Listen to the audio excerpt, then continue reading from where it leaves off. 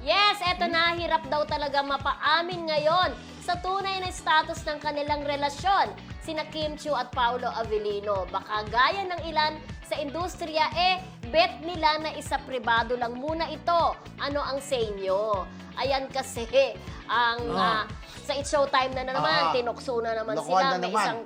May isang contestant na naman na kanino ka na nakipag-exchange of heart.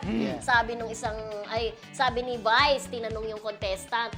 At sagutin mo yan, kuya. Sagutin mo si Kim. Kasi si Kim ang nagtanong Si Kim ang nagtanong. Si Kim ang nagtanong na kanino ka na nakipag-exchange of heart. Sabi niya ganon. Pero may katang exchange of hearts, ba? Mawawala ako, ikaw. Okay, go!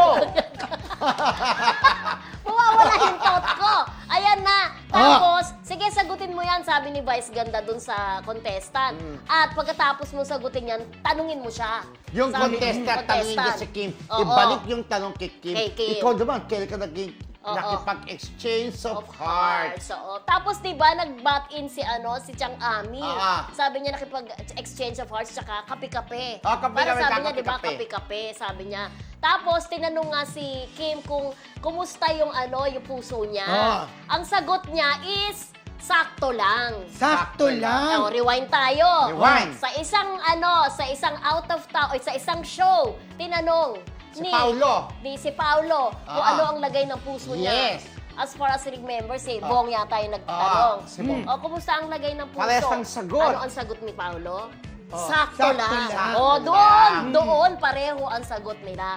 Sa Yeah. sakto lang. So parang iniisip natin po na ayaw talaga nilang maramot talaga. Ayaw talaga nilang magbigay ng detalye sa kanilang relationship. Kung meron man hindi po namin kinukumpirma. Ito lamang ay aming At paniniwala. isang sagot nila, Oo. sakto lang. Parehas. Hindi sumagot Wala. ng wala, di ba? Pero, bago nakasagot si Kim Chiu, talagang tumigil muna, parang nag-isip na parang ayaw niya talagang pakawala yung sakto lang. Kasi Sakto lang, pero ayaw nakangiti, nila- di ba? nakangiti. Parang Grabe. halta mong kilig-kiligan ng puso niya, di ba? Parang ayaw pa talaga nilang ibigay, sabihin, aminin, yung tunay na estado ng kanilang relasyon. Kaya sakto, sagot niya, sakto rin sagot ni Paul. Yung sakto means they are together na, di ba? Ganun yun di ba? Sakto. Kasi kung tutusin, pwede mong sabihin, ay, kung sa exchange of puso, wala akong exchange ng puso. Pero yung sakto, ibig sabihin, nagkakaintindihan sila ni Paolo Avellino na talagang magjowa na sila.